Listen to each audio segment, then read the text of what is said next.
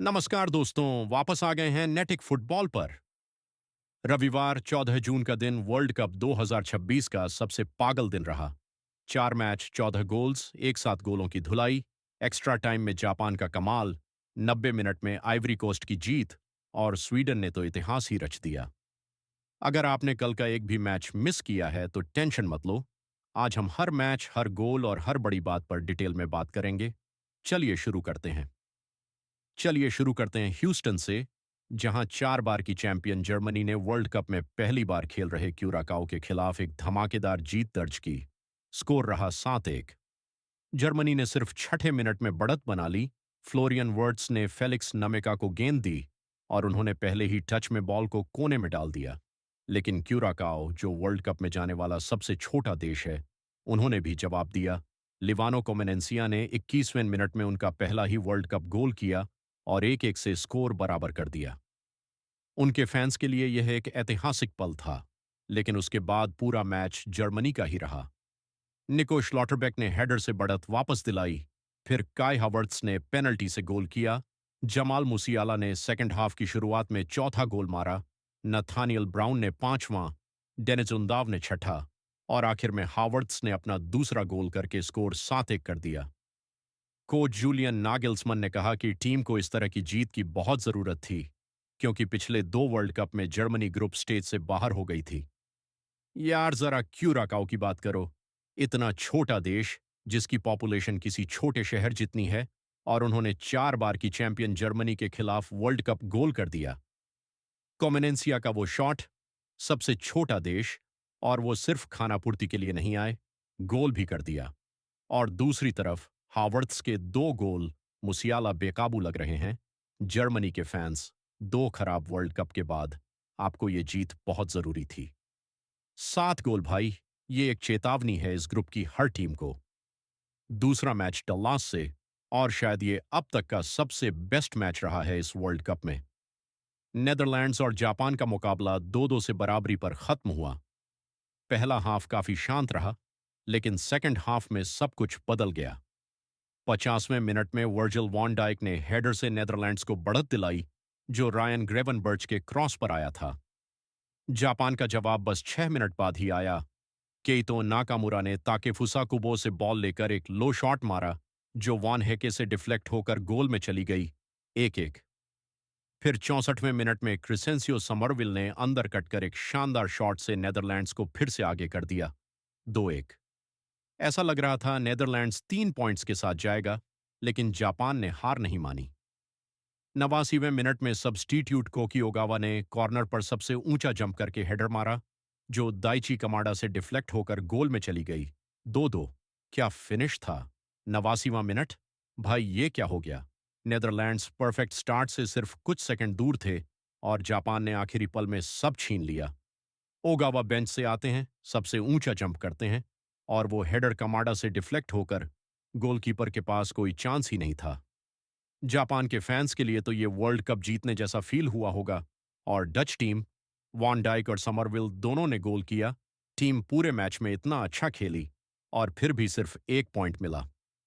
इसीलिए लोग कह रहे हैं कि ग्रुप एफ इस पूरे वर्ल्ड कप का सबसे अनप्रिडिक्टेबल ग्रुप हो सकता है। फिलाडेल्फिया में हुआ दिन का सबसे टाइट मैच, आइवरी कोस्ट और इक्वाडोर के बीच, ग्रुप ई में। लंबे समय तक लगा कि यह मैच गोल रहित ही खत्म होगा। इक्वाडोर, जो अपनी डिफेंसिव गेम के लिए जाने जाते हैं, उन्होंने पूरे मैच में आइवरी कोस्ट को परेशान किया। आइवरी कोस्ट ने 2 बार क्रॉसबार पर शॉट मारे और कई और चांस भी बनाए, लेकिन इक्वाडोर की डिफेंस मजबूत रही। सेकंड हाफ में आइवरी कोस्ट की मिडफील्ड ने कंट्रोल अपने हाथ में ले लिया और इक्वाडोर के हाफ में दबाव बनाया। और फिर 90वें मिनट में रेगुलेशन टाइम की आखिरी प्ले में सब्स्टिट्यूट अमाद डियालो, जो बेंच से अभी अभी आए थे, उन्होंने गोल करके मैच 1-0 से जीता दिया। ये एक बहुत बड़ा साइकोलॉजिकल रिजल्ट है। आइवरी कोस्ट अब जर्मनी के साथ 3 पॉइंट्स पर टॉप पर हैं, जबकि इक्वाडोर, जिन्होंने इतना अच्छा डिफेंड किया, खाली हाथ रहे। आइवरी कोस्ट का अगला मैच जर्मनी के खिलाफ है, जो अब इस ग्रुप का सबसे बड़ा मैच लग रहा है। एक ही दिन में 2 बार 90 मिनट के विनर्स, ये वर्ल्ड कप में हो क्या रहा है। इक्वाडोर ने 2 बार क्रॉसबार हिट किया और फिर भी आखिरी सेकंड के गोल से हार गए। इससे ज्यादा दिल तोड़ने वाली हार वर्ल्ड कप ओपनर में और क्या हो सकती है। और अमाद डियालो बेंच से आते हैं और हीरो बन जाते हैं। ये तो स्क्रिप्ट राइटर भी नहीं लिख सकते। आइवरी कोस्ट अब 3 पॉइंट्स पर हैं, जर्मनी के बराबर। और अगला मैच किसके खिलाफ? जर्मनी के खिलाफ। वो मैच अब मस्ट वॉच बन गया है। इक्वाडोर फैंस का दिल टूटा होगा, लेकिन आइवरी कोस्ट फैंस, क्या शुरुआत है। दिन का आखिरी मैच मॉन्टेरी, मेक्सिको में खेला गया, जहां स्वीडन ने इस वर्ल्ड कप का सबसे दबदबा वाला परफॉर्मेंस दिया। स्वीडन ने ट्यूनीशिया को 5-1 से हराया और यह रिजल्ट ऐतिहासिक है।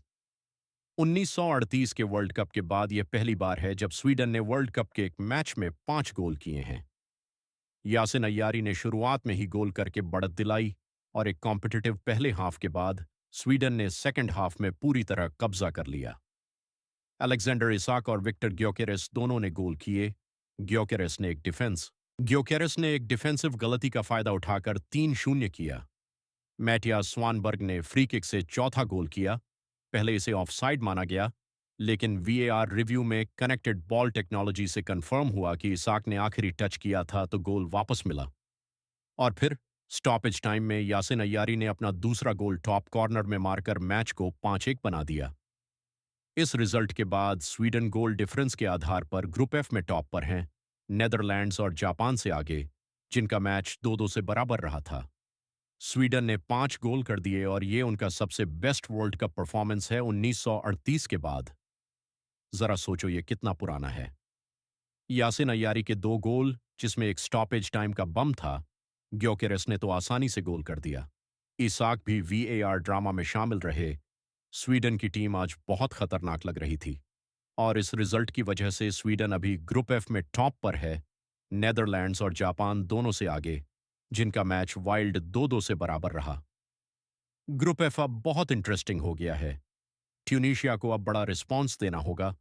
उनका अगला मैच जापान के खिलाफ है और 5 गोल खाने के बाद ये मैच उनके लिए मस्ट नॉट लूज है। चलिए अब थोड़ा बड़ी पिक्चर देखते हैं। कल के रिजल्ट्स का इन 2 ग्रुप्स पर क्या असर पड़ा।